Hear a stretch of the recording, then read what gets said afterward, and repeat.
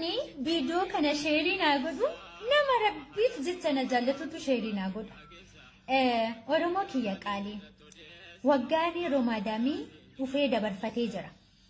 Ati kiristaanaa maaltu si galchi waa'ee amantaa musliimaa keessa naan jechuun keessanii waan hin oolle yoo naan jettanis rakkoo miti. Gara fuula keenya duraa ka'uufaa jiru yookaan guyyaa 7 yookaan guyyaa 6 hafee yoon dogoggoruu baadhee Iida Arafaatu dhufaa jira.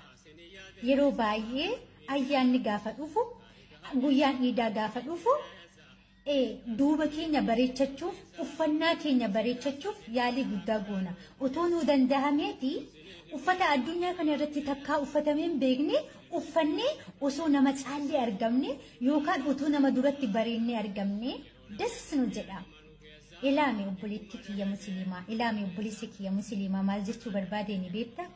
Akkuma fuula nama duratti bareennee mul'atu feenu fuula Rabbii duratti yoo maal taatee mul'atu feeta?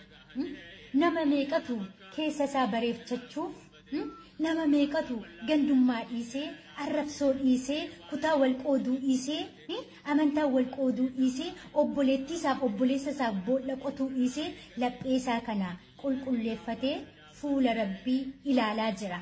Otoo Rabbi dhufee keessa keenya ilaalee yoo maal nuun jedha? Kanaafiyyuu isaa